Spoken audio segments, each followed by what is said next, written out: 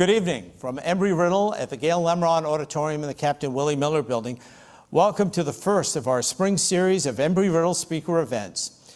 Over the last 40 years, more than 350 million people have visited the National Air and Space Museum, and tonight its director is joining us. So many changes in aviation, and at a time in which the economy is coming back and more people want to preserve history, it is especially important that we have this opportunity to talk with their director, who is a former NASA engineer, whose father was at NASA as well. And we're going to open with a video in just a moment. It is my great pleasure to introduce to you, to our audience tonight, from the National Air and Space Museum, the speaker for tonight, our guest, Dr. Ellen R. Stofan. Thank you. Now, in the mid-'70s, the National Air and Space Museum happens. And I think that your predecessor was Michael Collins, I believe. Yes, he was the first director of the museum. And he believed that we could put a National Space Museum on the National Mall by the bicentennial, I should say, and visitors have outnumbered the population of the United States. 350 million people have been into this museum, which is the #1 museum destination in the country. You draw about 8 million a year. Yep, that's right. And you're about to go through a rebirth. You were hired right at the time of that rebirth. And I think, am I correct, it's a 7-year project? Yes. It took 8 years to get on the moon. Why does it take 7 years to do a building? You know, it takes that long because one of the things we're committed to is never closing during the renovation. So for those of you who've been to the Air and Space Museum on the Mall, it's quite a large building. It's almost the size of a city block. And it's, 3 stories tall. It's a massive building. And so what we're doing is we're rebuilding the western end of the museum for about 3.5 years, leaving the east end open. Then we'll reopen the west end, close the east end, and renovate that. So think of it as not one 7-year project, but 2 3.5-year projects. And again, we'll stay open the entire time. So if you come to Washington, you'll be able to visit the Air and Space. You're planning to repackage it. In other words, take those great pieces that we have at the museum, have to store them, and then sort of reposition them, reinvent them for the next generation of visitors, correct? Yeah. And it's a really interesting question because if you think of having a museum like that again, it was opened in 1976, and some of the exhibits have been there almost since then. And you can say, well, okay, the Wright Flyer hasn't changed, right? The Spirit of St. Louis hasn't changed. But maybe 21st century audiences have changed. Do they like to read lots of text? Or do they prefer to see things more visually? How do we present it? How do we use technology to enhance what's there? And then what are the stories that we haven't been telling in the museum that we should be telling in the museum? So it's been really fun to say, while we're repairing the outside, which is basically falling down, how do we reimagine the interior of the museum to tell the stories that we all love so much, that getting from the shores of Kitty Hawk to the Sea of Tranquility in a single lifetime? But then how do we expand that? How do we tell those stories in more engaging ways? How do we talk not just about things, but about people? And then what are the stories we're not telling? What's happening next? I mean, if you really think about the pace of change of technology right now, how it's changing aviation, how we're exploring is changing. I mean, from private companies getting more involved in space exploration to humans getting ready finally to go from low Earth orbit back to the moon and onto Mars. There's lots of things we're not talking about that we need to be talking about in the museum. A question for the audience. How many of you have ever had trouble getting an air conditioning HVAC contractor during the summer? Imagine it in Washington, where it has been historically a problem. The last few years, it seems like summers last for 9 months, it seems. It seems. And in serious note, how it affects the museum. That's a big thing. You're trying to correct that at the same time? It's a huge problem because the museum was actually designed, the HVAC systems in the museum were designed to have sort of about a 30-year lifetime, and they were spec'd for 1 to 2 million visitors a year. We had 2 million in the first month we opened. And we've had this pace of visitors ever since. And so the poor systems are, beyond their lifetime. And if you go in the museum now, especially in the summer on a typical Washington day, it's kind of nasty in there. You're like, oh, it's kind of damp in here. And obviously, when you think about that, art, it's uncomfortable for our guests. But the spirit of St. Louis doesn't like that either. And so, we have to really worry. And it's something that I've really grown to appreciate in the last 10 months that I've been director. We preserve this story of aviation and space exploration for the nation. And we take the care of the artifacts extremely seriously. We're not just preserving these artifacts, so that we can all see them. We're preserving them so that everybody's great-great-great-grandchildren can see them. And so how you take care of artifacts when you want them to be around basically forever is a little different. And you don't want them in a human museum, certainly. I checked, you have 3,800 artifacts. So what's your mission going forward?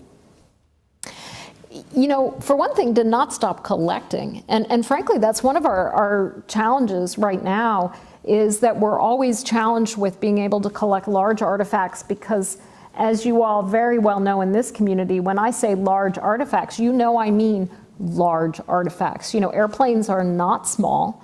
And again, we're trying to preserve not just the artifacts that we can put on display, but we're trying to preserve a collection for the nation. And so we will always have artifacts in storage that people can't see, but we're actually running out of storage space. We're having a new storage module built that's going to help us out. We're actually taking now half the artifacts out of the museum, moving them out to our storage facility by Dulles Airport. That will fill it up. And then we'll swap around when we do the other half of the building. There's literally nowhere to put everything in the museum at one time. But I'm looking forward to 7 years from now when a lot of that space will be freed up and we can be really seriously collecting. But we never stop collecting. I mean, we're always, there's so much going on, right? And so we don't want to ever stop collecting, which we do. Do I have this right? You went on Kickstarter to try to raise money? We did. We had a Kickstarter campaign to restore Neil Armstrong's suit. So the Apollo astronaut suits were certainly designed to withstand the moon, but they weren't necessarily designed to last for 50 years. And so the suits have degraded over time. They have linings inside of them that are made of, kind of rubbers and plastics, and those have degraded over time. So we had a Kickstarter campaign to help us raise money. It was very successful, and we're in the process of restoring Neil Armstrong's suit. And I have to tell you, it's in the restoration or conservation lab that we have right now. And I've been in and out to see it a bunch of times. And when you see these suits up close, it's to me incredibly emotional, especially when you consider where that suit has been, who wore it, the just amazing heroism around that. But even more, when you're standing right next to Neil Armstrong's suit, from the knees down, it's grimy. I mean, just grimy. And that's because it's got moon stuck all over it. The lunar surface is very fine particles that are basically little shards of glass. So they've actually worked their way into the fabric of the suit.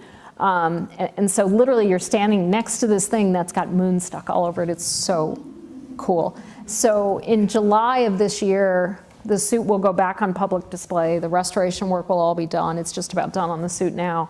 And so in the beginning of July, we'll have a big unveiling and the suit will come back on public display. It's been off display for a number of years. Is the museum open 7 days a week? We are open 7 days a week. The only time we're closed is on Christmas Day. Or in the event of a government shutdown. Yeah. What was that like? It was frustrating, I think for all the government employees, and obviously my first of all concern was for the people who work for me, who are federal employees who are not getting paid. So we have about 40% of our staff are paid through fundraising, revenue that we make from the Smithsonian shops, from movies, all the things that we do to raise money. So about 60% of my staff were furloughed and not getting paid. So that's where your first concern goes, especially for people who are sort of going from paycheck to paycheck. And it's just frustrating because you're like, I'm the director of a museum and both my museums are closed. This is incredibly frustrating. Every day I would see, we were out of the museum also, we were in an office building, but I'd go by the museum and there'd be people standing outside the door looking through the glass, and it just, it was crushing because a lot of people come to Washington.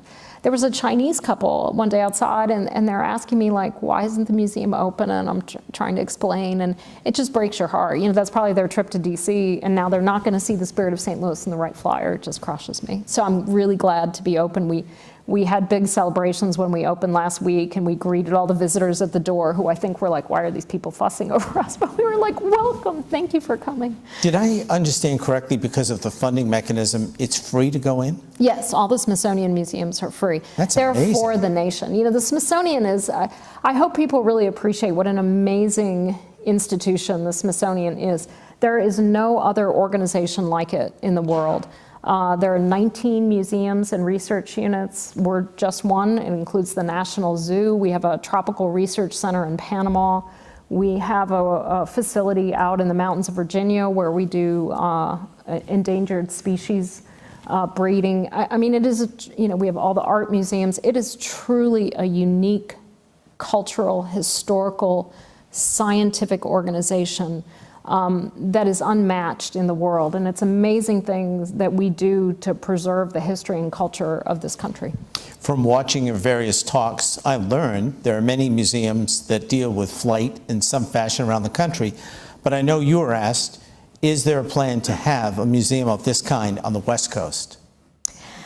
Certainly not by us in the near term, because right now the two museums are all I can and certainly handle. One of the things that we try to do is there are museums all around the country that are part of a program called the Smithsonian Affiliates, and so museums around the country become sort of partners with the Smithsonian, and we loan our artifacts. We loan artifacts to non-affiliated museums also.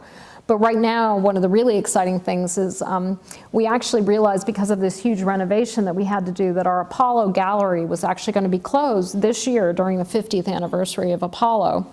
And so we decided, wait a minute, we actually hold this collection for the nation, not just for ourselves. So let's send the Apollo 11 Command Module Columbia out on a national tour. And so it's been in Houston, it was in St. Louis, it's right now in Pittsburgh, it's about to go out to the Museum of Flight in Seattle. So it's on its own little nationwide tour to celebrate the 50th anniversary. It'll be out in Seattle on the 50th. You're considered pretty much a rock star in the employment world because of what you've been able to do. Hear me out first. 47% of the nation's workforce, women. Only 20% are in STEM. Why is that? Still? It's really a pipeline issue. And obviously the statistics for women of color are even worse, and for people of color overall. So I think it's not just a women problem. And I think there's a lot of different reasons for it. But if you go back to a lot of the research, and luckily there is an incredible amount of research that now exists on this, a lot of it is lack of role models, which I've been talking about tonight. Lack of encouragement from teachers, from peers, parents, overt or implicit or explicit bias that is encountered, and there's a lot of research that's also been done in that area. I mean, there's a really well-known study where actually a friend of mine who's a scientist and does social research, they took exact same resumes of women and men and sent them out to science departments around the country. They were exact same resume, and they were like, oh, Jennifer has switched jobs too much and she doesn't deserve very much pay. The exact same resume, oh, John clearly has broadened his experience by working in many places. And so there's ways that all of us, both women and men, have implicit biases that we carry around. So I think that's part of it. There's active discouragement that goes on. And again, the good thing is there's a ton of research that we know girls drop out in middle school, they drop out in high school, they drop out in college, they drop out in the workforce. And so to me that says, okay, this is a fixable problem. And if it's a fixable problem, we can fix it, but we have to work together to help fix the pipeline. And the encouraging thing to me is there are successful programs out there. that give us a lot of hope. And some people might say, well, why does it matter? You know, do you really need, okay, women make up, 50% of the population. Why do they need to make up 50% of the STEM workforce? But if you think about the fact of how technology is really changing our lives, the jobs of the future, a lot of them are tied to STEM. And also, we're leaving talent on the table. If you discourage a young girl potentially from going into STEM, she could be the person who's going to come up with a new idea to cure cancer. She could be the person that is going to invent a new aircraft that's going to be much more fuel efficient. And yet she's being discouraged at age 8, 10, 12. This is not for her. So we're leaving talent on the table when we don't let everybody in. I'd like to move to the subject of some of your talks. This morning when you were on WNDB, I asked you about Mars, and I watched one of your conversations, and you said, we know now that the winds stripped away Mars' atmosphere. So did life on Mars go underground? You had a video or a picture that you showed an audience that showed what appeared to be rivers that maybe now gone recessed into the planet. Did life go underground? Do you believe that on Mars? We know that around 3.8, 3.9 billion years ago, the conditions on Mars were very similar to the conditions on Earth, and that's when life evolved on Earth. So Mars was wet, it was warm. But then, as you say, Mars lost its magnetic field, so the solar wind stripped its atmosphere away. It got very thin, it got cold on Mars. So the issue is, first of all, did life evolve on Mars or not? And again, the conditions when life evolved on Earth, the conditions were the same on Mars, so scientifically you say, well, they're the same building blocks of life were there, all the same conditions. So, okay, that sounds pretty plausible. But then you say it took well over 1 billion years for life on this planet to become at all complex. Mars only had about 500, 600, maybe 700 million years of these kind of benign Earth-like conditions. So at that point, would life have gone extinct as the conditions slowly degraded on Mars? Or could it have retreated underground? So why is the underground important? Well, when Mars lost its magnetic field, it was then being bombarded by both solar and cosmic radiation. Those break up DNA strands, they break up organic material. So for organic material to be preserved, you have to be about 2 meters below the surface of Mars. So the idea is if there's life, it's probably down about 6-10 feet underground. So for example, the next Europeans are planning a lander on Mars, and one of the things they're going to do is drill down below that to look. And so it's a big question. If we don't find life on Mars, I will be scientifically surprised. I think we will find evidence of at least past life, if not extant or living life. Is life, so life would not be unique to our planet, Earth. Are we alone? That was part of your question to an audience. Are we alone? Well, I think it's a question that has fascinated people for as long as we've been people, and could look up at all these points of light in the night sky and say, is there anybody else out there? Are we really it? And of course, we actually don't know the answer to that question. And so one of the things we're really curious about is, are there any other planets in our solar system where life could have originated? Mars is the best chance. There's also 2 moons of Jupiter that have icy crusts, but underneath their icy crusts are subsurface liquid water oceans. So could life have evolved there? Then there's a moon of Saturn that's in the same situation. So the question is, if we find evidence of life in a couple places in our solar system, all of a sudden these thousands of planets that we're discovering around other stars, all of a sudden the likelihood of life outside of our solar system becomes much more likely.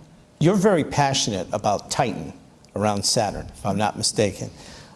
What if we're only seeing a small piece of the puzzle? Does life require water? Is Titan an important part of that puzzle? Well, that's, so we think life requires water because life evolved in Earth's oceans. It stayed in the oceans, again, for well over 1 billion years. There's properties of the water molecule that we think are important. It carries fluids into a cell and out of a cell. So there's lots of reasons why we think water is important to life. On the other hand, I know I have a lot of scientists and engineers in this room. And how comfortable are you ever taking one data point and going wild with it, right? That's the first thing you're taught, right? Like one data point, shaky. You know, but right, we only have one data point, Earth. This is our data point, so we go wild with it a little bit. And so when we think all these things I've said about life, I'm using what we know about life here on Earth. We know that the organic molecules, things like amino acids that make up life, we know those have been delivered not just all over our solar system in comets and asteroids. We actually also have detected amino acids in interstellar clouds. So the building blocks of us, the building blocks of life, are ubiquitous. And so that makes us much more optimistic. Why I like Titan so much is that Titan has liquids on its surface. Titan is the only body in the solar system besides Earth where it rains. There are rivers that run into seas. Totally cool place. But it's 92 degrees Kelvin on the surface. So that liquid is not water. It's actually a mixture of liquid ethane and liquid methane, so basically liquid gasoline. So then the question comes, does it just need a fluid or does it actually need water? So I love Titan because it's sort of saying, what are the limits of life? Do you have to have these Earth-like conditions, or could the possibility space be much larger? Is NASA going to, did I hear this right? NASA will send a spacecraft to Europa to sort of find the same thing, or to determine if there's life in these oceans below the surface of the planet? Yes, so NASA right now is studying or is planning on launching a mission to Europa around 2024 called the Europa Clipper, and it will actually go into orbit around Jupiter. It's really hard to get into orbit around Europa because Jupiter has this intense magnetic field, and so any spacecraft you send there, its electronics get fried by radiation. So you have to try to keep the spacecraft out far from Jupiter as much as you can. So it'll keep flying by Europa, and it's going to try to understand how deep are those oceans. Can it find chemical signatures on the surface that could be related to life? And then Europa actually has some cracks in it. And from the Hubble Space Telescope, scientists have actually made observations that every once in a while the liquid subsurface ocean actually erupts out into space out of these cracks. So we would love to be able to have the Europa mission actually analyze some of that fluid coming out, looking for things like organic compounds. So we're pretty excited about that mission. And then, of course, we have ongoing missions to Mars, robotic, but I have this bias that it's actually going to take scientists, geologists, kind of like I am, on the surface, breaking open a lot of rocks to find that past evidence of life on Mars. And actually then, you know, as scientists, you don't just want one fossil, you need lots of them. And so how are you going to put together a case, yes, this is life, yes, it had this kind of variation. And so I do think it's going to take humans on Mars to actually make the case. In one of your talks, you outlined the challenges with going to Mars. We've got to figure a way to get through that atmosphere without having the capsule burn up. We've got to figure out how to get water, food, provisions, because they're going to be there for a while and they can't bring everything they're going to need. So how are we going to do this? In steps? Or develop crops in space? All of the above. So I think one of the things, you know, a lot of the times I'll read something and people will say, oh, we're going to have these giant settlements on Mars. And you're like, yeah, you know, Mars isn't actually the most friendliest of places. If you think of how much we struggled to keep bases in Antarctica and make sure that we can keep people safe down there, Mars is like orders of magnitude tougher, right? We can't breathe the air. It's usually quite cold on Mars. And the soil even actually has chemicals called perchlorates, which is sort of also a byproduct of rocket fuel. That's not the reason it's on Mars. So the soil is actually kind of toxic to humans, to the point that we even worry about how to keep that dust off of astronauts' suits so that when they go back into a HAB, they don't actually breathe it in the way the Apollo astronauts breathed in a lot of moon dust after they got back in the capsule. So there's lots of reasons why Mars is not a place to send lots of people. And you very much mention a lot of the challenges. How do we feed people? How do we have water? The good news is there's a lot of frozen water on Mars, a lot of ice. And so once we make sure there's nothing living in it, living in that ice, we can use that to manufacture rocket fuel. We could potentially use it if we could convince it was safe to drink. We can use it actually as a buffer to protect the astronauts from radiation. Again, Mars has no magnetic field, so if you're on the surface, you're actually being subjected to a fair amount of radiation, which is obviously not good for humans. So we really have to learn to live off the land if we're going to be on Mars for very long. And NASA actually has a lot of cool research where they'll challenge people to say, you know, can you build a habitat out of Mars dust, and what would that look like? And I know that there are missions to deserts, the Antarctic. Is this NASA's way of practicing for what they may run into at some of these planets where it's incredibly cold or dry or desolate? Exactly. It's where can we go to practice? So they do. They have, they've done bases in Antarctica they use as an analog. We actually use soldiers on submarines as an analog. Certainly the work that's done every day on the International Space Station is really important, both in terms of human health, human isolation, mental health, exercise, how do you keep people healthy in zero gravity? So there's a lot of research done both in space and here on the Earth that's getting us ready to go to Mars.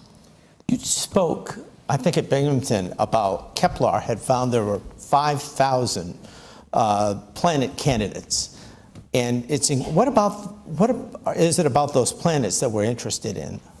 So the Kepler was an amazing space telescope. Obviously, he was an amazing guy, but the telescope that was named after Johann Kepler it just finally died last year.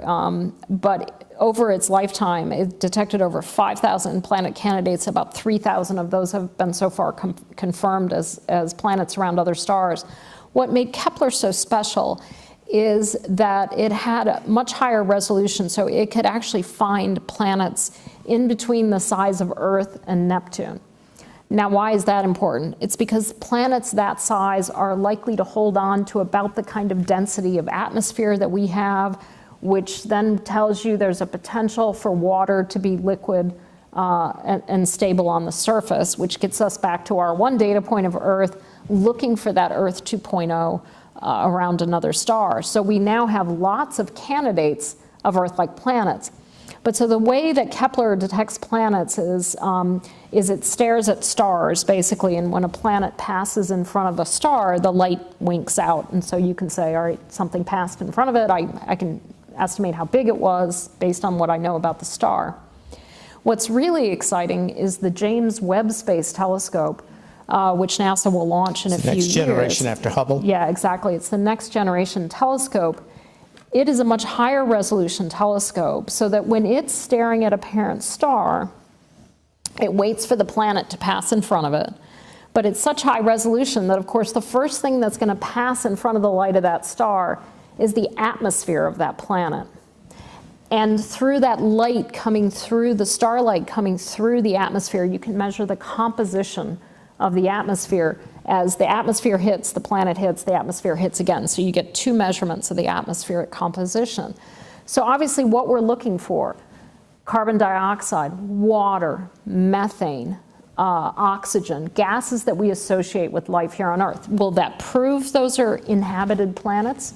No, but at least it gives us better candidates to go look for. So, you know, while Hubble's been amazing, and James Webb has certainly had its issues, when that telescope works and we start getting data back, fasten your seatbelt, it's going to be incredibly exciting. I want to go back to the water aspect, and we're going to take questions from the audience in the next few minutes. Students first, we're going to ask you to come to the two microphones and speak your piece and ask your question of Ellen.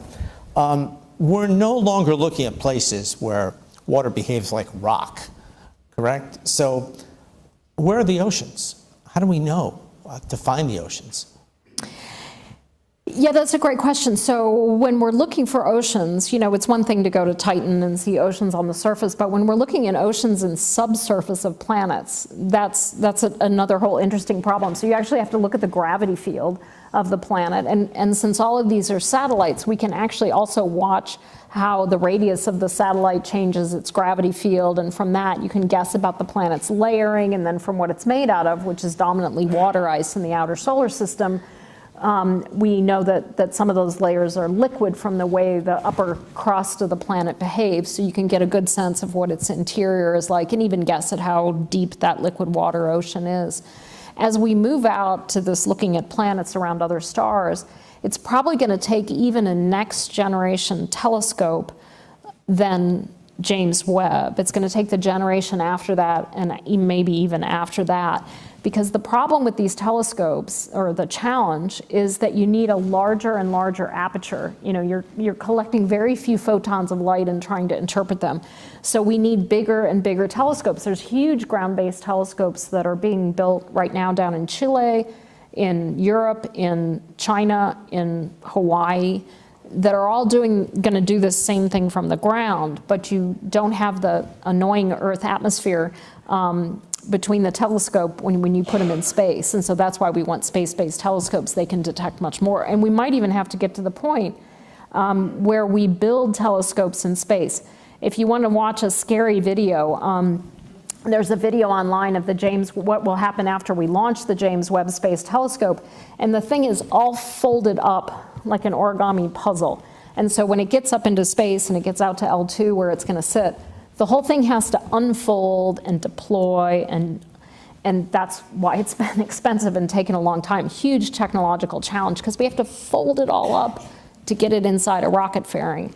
So eventually you say, we just can't fold these things anymore. We're going to have to build them in space. Yeah. Nothing says disappointment like it's stuck. Yep. Yeah. Yep. You were asked at one of your appearances around the country if you think we will find inhabitable planets in the next 10 years. You said yes. What I said was, I thought we would find strong indications of life beyond Earth in a decade. And I still stand by that as long as the program of record keeps getting executed. Because we do have this cool mission to Europa. We have cool missions going out to Mars. We have these ground-based telescopes coming online in the next 10 years that are going to start looking at these gases and atmospheres around other planets. So I think there's a good possibility for indications of life in the next decade. And then what I followed it up is I said I thought it would be confirmed in the next 20 years. So strong indications in a decade, confirmation in 20 years. I'm just a little soft on the 20 years because, frankly, again, I think that means boots on the ground on Mars. And so if the human exploration of Mars gets pushed out further into the future, I think it's going to be harder to definitively say that we've actually discovered life on Mars. I want to come back to the females segment of this that go into STEM. And you at this museum have made it a point to really interact with the public. I've seen you speak to youngsters. What's the museum doing to bring women into space, into aviation? Well, one of the things that we're trying to do as we renovate the museum, and first of all, one of the things we're trying to do, and this is certainly to attract everybody, is talk about the stuff I've been talking about tonight. There is so much cool stuff going on. You know, we're about to find life on another world. You know, we're developing new supersonic aircraft. We're looking at hypersonic aircraft. We're, you know, sending these uncrewed aerial vehicles all around doing amazing things that, you know, wasn't happening 10 or 15 years ago. These are the stories we need to be telling, to me, to attract the next generation of innovators and explorers. The other thing I need to make sure is that in every gallery you go in, you can find people who look like you, no matter who you look like. Because again, it's this role model thing that I'm obsessed about. So one of the things we're going to do is to make sure we're telling all the stories. And you know what? Those stories are out there because people who look like all of us, I mean, certainly the story of Katherine Johnson and the hidden figures, the computers that worked on the Apollo program is something that nobody knew about and now everybody thankfully knows about. So we need to find all those hidden stories and we need to tell them in the museum. The other thing we did last summer that was really fun is we actually ran an aviation summer camp for girls from middle schools around the DC, Maryland, and Virginia area. That was really fun. It was we ran 2 sessions of a 2-week camp because we know that there's not enough women in aviation.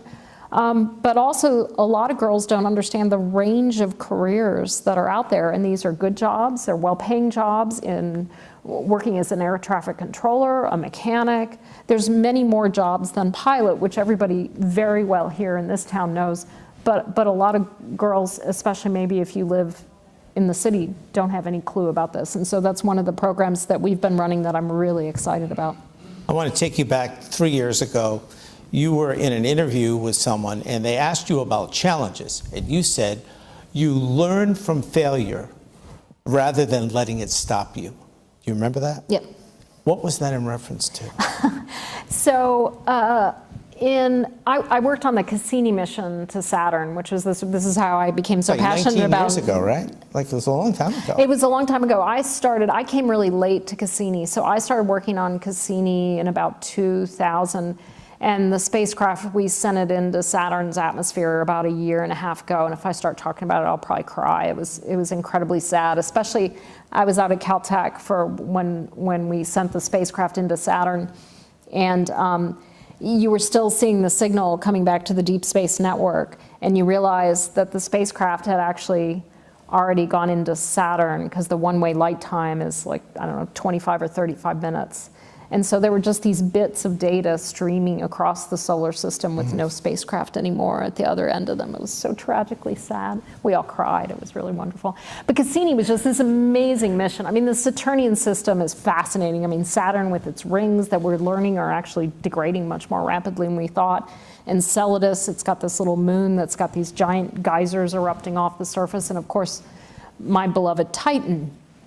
So I had written a paper on the lakes on Titan, and a friend of mine from Lockheed Martin had called and said, do you want to lead a study? We're going to try to figure out if we can send a boat to land on one of Titan's seas, and we want to do it in NASA's Discovery mission class, which is cost capped at $425 million, which is the cheap mission.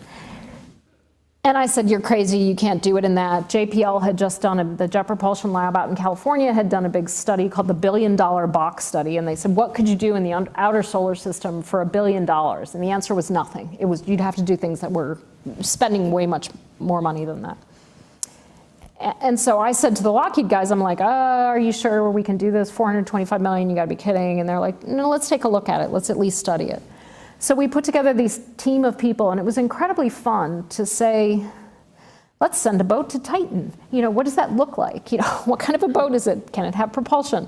The answer was no. Can't afford it. Can it have a sail? No. And just starting from first principles, how many scientific instruments can we put on it? What are the questions that we're trying to answer? What questions can we definitively answer? Things like, what's the depth of the sea? What is the interaction between the atmosphere and the liquid interface? Things that we would measure, for example, with a buoy out in the Great Lakes or out in the ocean here on Earth. Really fun to design this mission, hugely fun team, worked on it for 5 years. We went through a NASA proposal, we won an initial round. We had 2 other missions we were competing against, and eventually we lost to a mission to Mars called InSight that just landed about a year ago, 6 months ago. That's obviously a great mission, big fan. Okay, I'm still bitter about my Titan mission. I know. So unfortunately, the mission can't be done again until probably the mid-2030s. Titan's axis is inclined like Earth's, so at the North Pole where all the seas are, it gets dark in the winter, but Titan winter is like 16 years long. So it's going to be dark at the pole from the mid-20s to basically the mid-30s. So eventually this mission will go. It's really cool. There could be life in the seas, fascinating questions, but I won't get to be the captain of the boat. So it was hugely disappointing, hugely. But for me, I had to remember back. The first launch I went to was my dad was working on one of the early Atlas Centaurs, and this was 1965. So I was 4. We went down to the Cape. I'd never been to Florida. It was just so cool. And I actually do remember because the rocket went up about 10 feet and then exploded on the launch pad, so it kind of seared itself into my memory. Of course, it was an early Atlas. No one was hurt. But did NASA stop? Did they say, oh, we failed, you can't keep going? And so to me, this idea of failure and how you cope with failure, and it was interesting, my boss at NASA when I was there, Charlie Bolden, who's total American hero, shuttle astronaut, African-American Vietnam War fighter pilot. He's an amazingly wonderful person, and he started a program at NASA called Fail Smart, because he was actually worried that we had become more and more and more risk averse, and that there was starting to be a mentality of you can't fail because failure's bad and people will get angry at us. And he's like, if we don't start failing, we're not If you don't fail, you're not pushing the envelope. And so how do you create this balance of a very important safety culture with the idea that you have to push the boundaries? And so while certainly my experience with my Titan boat was hugely disappointing, I learned an awful lot from that failure. And then about 4 months later, I got a phone call and they said, do you want to interview to be chief scientist of NASA? And I was like, well, I'm still mad about that boat thing, but okay. Good for you. Let's take questions from the audience. Our students are here and the general public. If you'll step up to the microphone, you can ask your question. You'll need to speak right into the microphone. Your name, your field of study, and your question now for Dr. Stofan. Hello, my name is Lauren Taylor. I am an aerospace physiology student, and I am a freshman. And I hope to become a naval flight surgeon and then a NASA flight surgeon. So I was just wondering if you had any information on flight surgeons, the role that they will eventually be playing, like when we go to Mars, maybe some of the technology that needs to be made for our astronauts that flight surgeons would be developing. You know, that's a great question, and I'm so thrilled you want to do that, and you need to stick to it, and you're going to be an awesome flight surgeon. You know, I think it's a huge area, yet the flight surgeons play an incredibly important role, and they also play a really interesting role because obviously on some level they really are the personal physicians for the astronauts, making sure they're healthy, making sure they're functioning at a high level. On the other hand, they're also helping facilitate really important, critically important research. You know, there's so many changes that take place to the human body in microgravity. It's really interesting. You know, some bacteria become more virulent, some become less. There are changes to the human immune system that actually are going all the way down to how your T cells are functioning in your body. You know, we evolved in this 1G of gravity, and when you take our bodies out of it, the responses are not entirely predictable and not entirely understandable. And we actually still have a relatively small cohort that we have a lot of really kind of modern in-depth research on to really have a database. For example, it's hard to draw, you know, the astronauts get eye problems. It's a visual impairment that they lose some peripheral vision. It happens to men more than women, but it doesn't happen to everyone. And it seems, for a while they thought it was a rise in intracranial pressure. They don't think that's the cause of it anymore. So there's still these big medical puzzles that take place, but it's even hard to compare the men and women cohort of astronauts because there are still so few women who've flown in space. It's also very hard a lot of the times to have broad research done on the data because it's very hard to de-identify the subjects. You can kind of figure out who they are because there aren't that many astronauts. So really interesting, but hugely interesting research that's taking place. What's more, I think a lot of the challenges that are going to take place in the future as we move astronauts, especially into deep space, have huge implications for us here on Earth in a really positive way.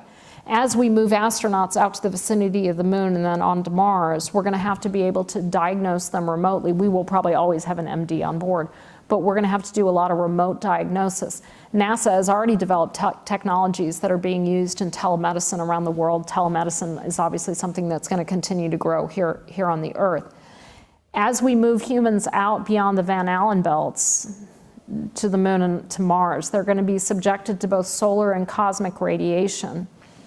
Now, here on the Earth, we have, you know, our DNA gets damaged occasionally. Some of us are better repairers of DNA damage than others. We're going to learn a lot because we're putting people out in this radiation field. We're going to put tissue samples out there. We're going to put model organisms out in that radiation field. That research on DNA repair, on how to protect astronauts from DNA damage is going to benefit us here on Earth. So really cool areas of research. You need to stick with it. We need you. This is really great. As a scientist, did you ever want to go into space yourself? You know, if I could go to Mars, you know, because again, I'm a geologist, I like rocks, you know, I like to wander around in the field. And if I truly believed that I could go to Mars, I would sign up. But low Earth orbit doesn't have much appeal, and I think that rocket blowing up thing might have had a small effect on me. Gotcha. I think we have questions over here. Would you step right to the microphone and ask your question of Dr. Stofan?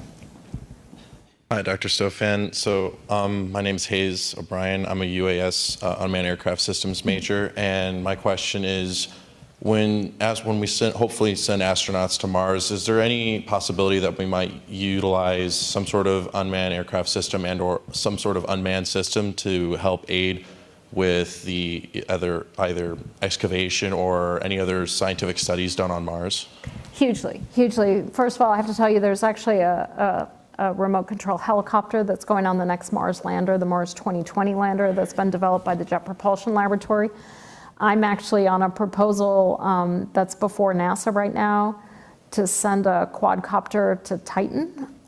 It's not my boat mission, but it's a really cool mission. So we're already looking at how can we use so much of this technology that's gone into uncrewed systems here on Earth.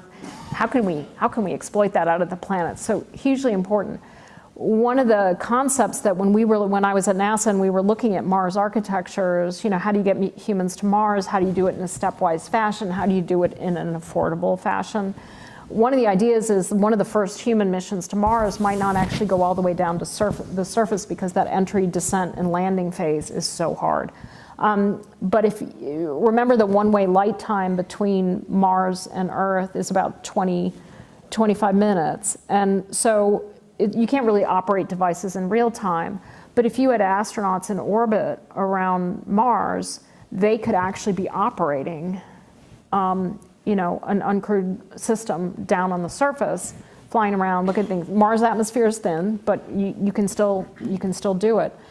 So I think there's huge opportunity there that I'm excited about, especially because right now the scientific community has actually sort of pseudo-fenced off some sections on Mars where they think there's a possibility there's liquid water close to the surface for this issue that we were talking about, is there living life or extant life on Mars?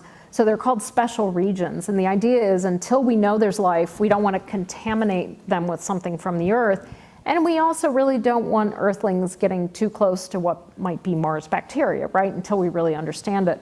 So the idea that you could go into those areas on Mars with properly sterilized, uncrewed systems is really appealing. So it's just huge. It's going to be huge. It's great. Thank you. Left to right, and your question now. Hello, my name is Alexander Lanny, and I'm studying applied math here at Embry-Riddle. You touched on it briefly, the innovation that's going on digitally at the Space Museum.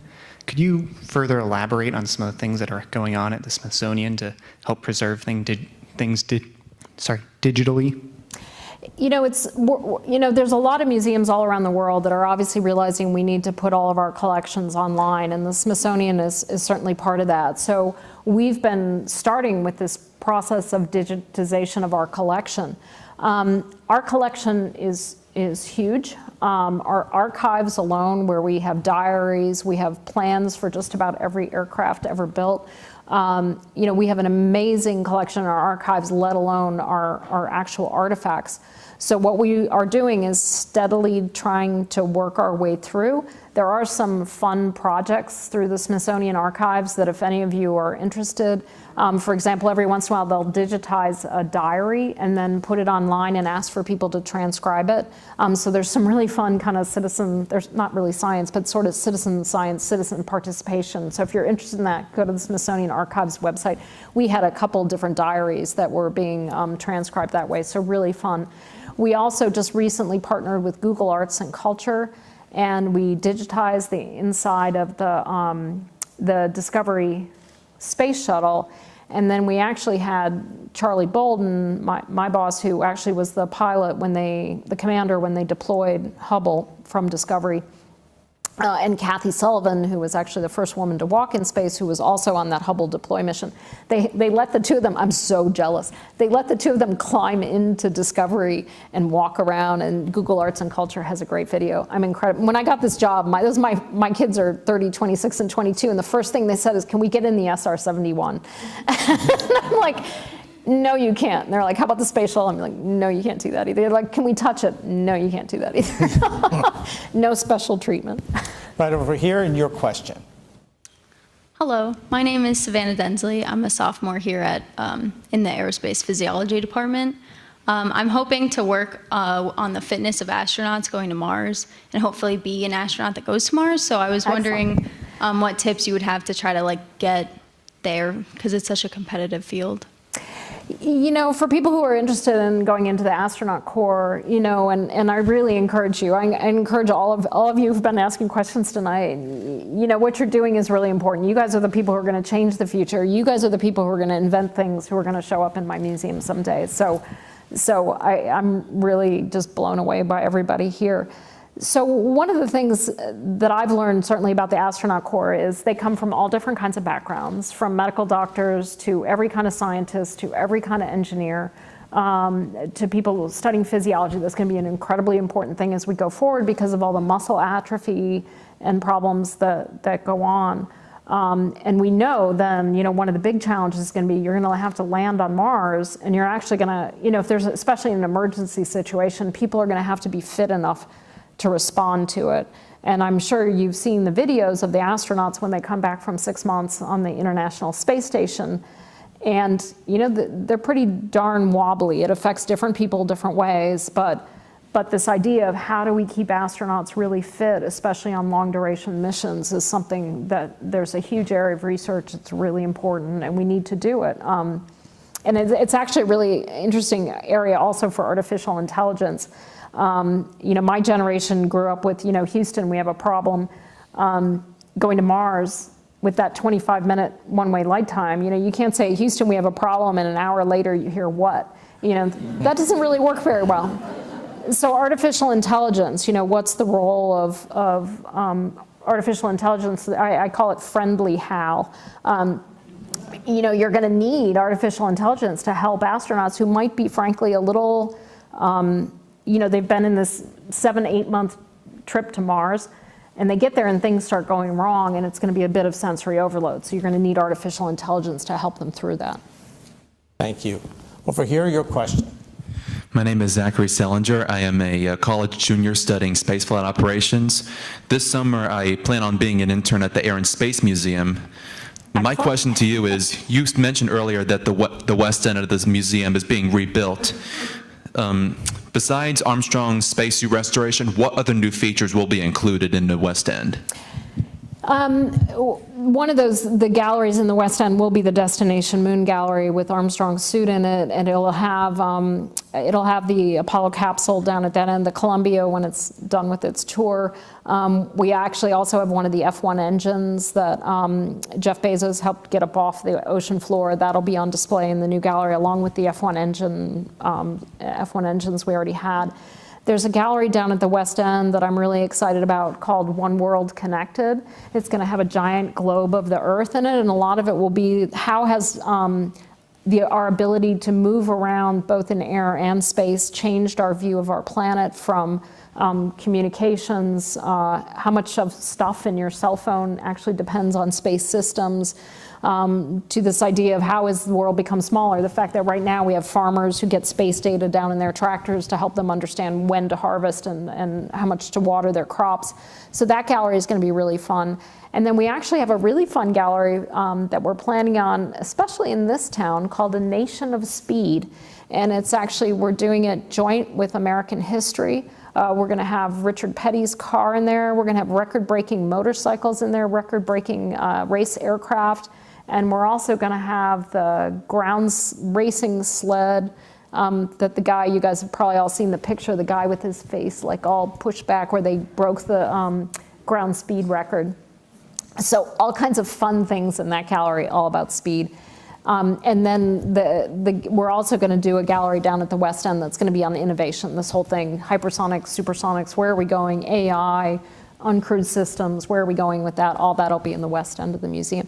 The East End, which we're just now in the beginning planning stages, has one of my favorites, the Military Aviation Suite.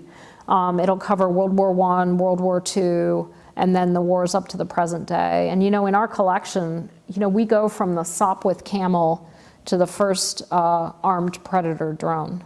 And so what a story that is. And you know, we're uniquely positioned to tell it. Is your vision on drones, we spoke of this earlier, that they will in a short time be massively used, that we'll get past some of the challenges with airports, airlines, things like that, or you think that's a ways off?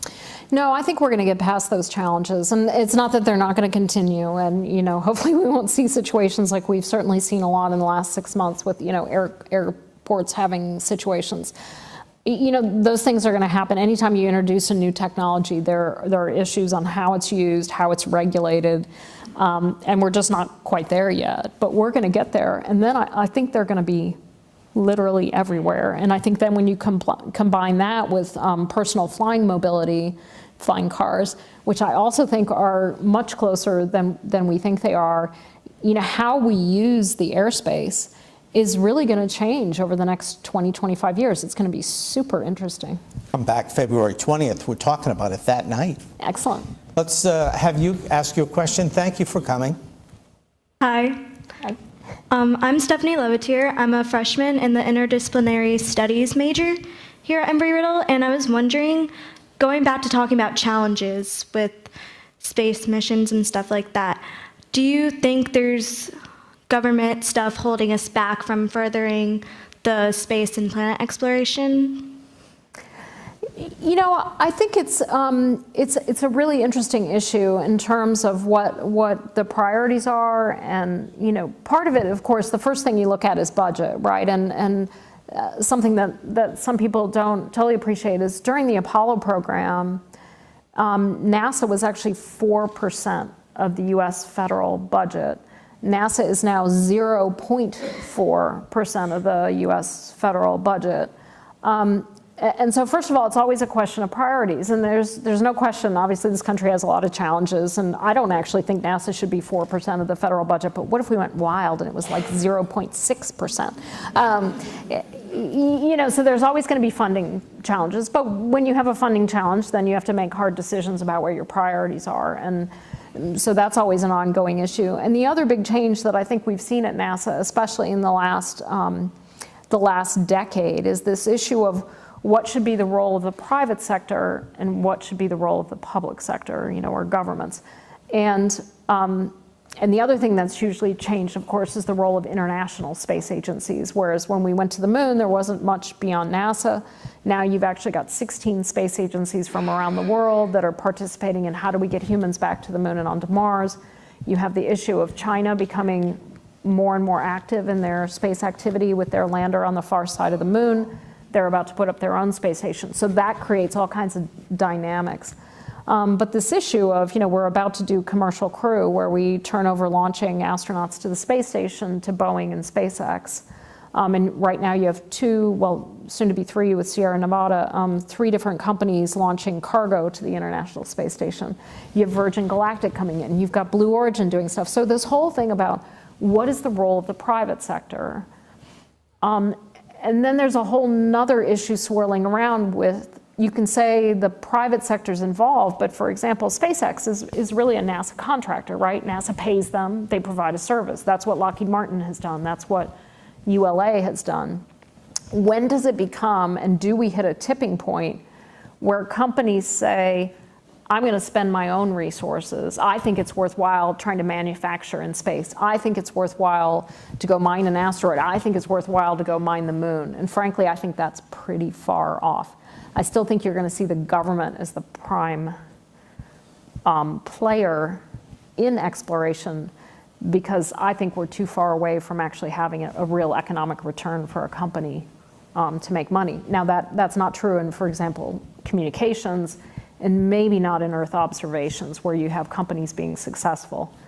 But in those mining areas, I think we're a little further off. Someday. I'm a little curious. You spoke at the World Economic Forum in Switzerland. We spoke of this last week. We were chatting off of the scene about space junk. Yeah. At what point are we going to come up with a plan as to who's responsible for space junk? Because nobody wants to touch it because it's expensive and it's a legal headache. But aren't we going to come closer to having to resolve the issue? We are. I mean, right now, a couple times a year, we usually have to maneuver the International Space Station out of the way of debris, because there obviously is already debris up there from, old rocket bodies to old satellites to the Chinese had a couple years ago had a satellites collide, so there was a lot of debris produced. So there is debris already up there that you've got to deal with, and we track it all pretty carefully. But I wouldn't say it's at a crisis point yet. But at some point it will be, especially since, everybody loves CubeSats, right? But, when you have companies saying, oh, we're going to put up 4,000 CubeSats, you're like, wow. So we're generating a lot of, so the first thing we have to do is to make, and this is something that we've worked on through a committee I've been on through the World Economic Forum, is collision avoidance. Can we get companies to really be thinking about, how do I really make sure that when I put something up into space, I'm not putting it into the orbit of another satellite? That might seem like, well, duh, but it's happened, where satellites have actually had to maneuver out of the way because somebody launches right into their path. So it's a little bit of a wild west up there. The FAA regulates who can launch from the Earth's surface, from the United States. Different countries regulate. There is an outer space treaty. Believe it or not, there's growing numbers of space lawyers. Because it is a little bit of a wild west, and we do need to be good players. And frankly, it is a little bit of a mutually assured destruction issue. We get too much debris up there, everybody loses. On the other hand, that's an opportunity, right? So you have companies. I have a good friend, one of my co-committee members at the World Economic Forum. He has a company in Japan that's looking at ways to mitigate space debris, and people have come up with some really interesting concepts. You go up and you latch onto something and you put an engine on it to deorbit it. Can you vacuum it up? So there are lots of people worrying about, all right, if it's already there, how do we get rid of it? So it's a huge area. We have time for a couple more questions. We'll go here, and then back over here. And then if you stay there, you'll be the last question. Go ahead. My name is Ernie Conkey. I'm a sophomore studying aerospace engineering. And in the last couple of years, it's kind of been breakneck pace of innovation. The Chinese just landed on the dark side of the moon. Far side. Yeah. It's like back there. And NASA New Horizons just did the furthest flyby of any object ever. What do you think is the next big, kind of event in space exploration? That's such a hard one, because I'm so torn between all the cool things that are happening. One of the things I'm really looking forward to is us finally getting humans beyond low Earth orbit again, which I think will happen in the mid-20s. We'll get, the Space Launch System, NASA's new rocket with the Orion capsule will launch, and we'll get humans out to the vicinity of the moon. I think that's a huge milestone to sort of break us out of low Earth orbit, where we've been for an awfully long time. I'm really excited about the Mars 2020 rover. They're going to come up with a better name, but right now it's pretty useful, so it launches in 2020. It's going to be also looking for signs of past life on Mars, so that's a really cool mission. The Europa mission. So you wanted me to pick one, and I'm giving you a giant list, because there's so much. The James Webb Space Telescope. If you want something that's going to be truly mind-blowing, James Webb is it. And I will say also just the continued observations that NASA does of this planet that are so critically important for us, again, from farmers making decisions to people thinking about how to, where sea level is going to rise, monitoring sea level rise, how to cope with a lot of the effects of climate change. The Earth observation satellites that we put up are critically important. You're next with Dr. Stofan. Hi, Dr. Stofan. My name is Kyla O'Connor. I'm a freshman here at Embry-Riddle, and I'm studying aeronautical science. I'm from Northern Virginia, right outside DC, so I grew up with the Smithsonian museums, especially the Air and Space Museum, and I hope to be interning there this summer. But my question for you is, what can not only the students but the general public do to be more involved with the Air and Space Museum, especially with the new renovations underway? Obviously, we're always looking for everybody's support, and we do have a membership program, the National Air and Space Society, where if you join it, you get a magazine, the Air and Space magazine, that comes out that talks to you about what we're doing, what some of the exciting things going on, the stuff we've been talking about tonight, as well as a lot of the historic renovations of aircraft that we can do. But to me, I love the entire Smithsonian. The museums that we have are amazing. So I'm always encouraging people, please come visit. Because this, again, it's such a unique treasure that we have in the Smithsonian, from the Museum of American History to the African American History and Culture Museum to the Native American Museum. It's a unique set of museums that tell part of the American story. And I feel so lucky to have the Air and Space Museum, because to me, what better, reflection of this country, what we've been able to achieve, than the story of aviation and exploration. And to me, it's just this uniquely wonderful and positive story of America that's encapsulated at Air and Space that I truly love. Two more here. You're first. And then you're Hello, right Dr. behind. Stofan. My name is Nick Lopek. I'm a junior in the Spaceflight Operations degree program here at Embry-Riddle. I'm also the research manager of the suit lab on campus. So naturally, my question is regarding spacesuits. I'm really, of course, thankful that Neil's suit is getting restored, and I can't wait to go see it myself.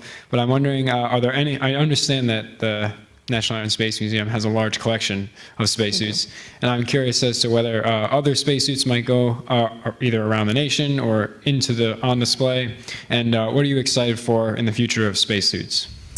That's a great question. And in terms of historically, what we've been doing is we've actually been alternating Buzz's and Neil's suit. So that neither of them becomes too degraded, because light levels are actually really harmful. Again, these were materials that were not intended to last for all times. And so we do tend to, we'll have Neil's suit will be out for a while, and then it'll go back in the dark, and Buzz's suit will go out. So we tend to rotate the two of them.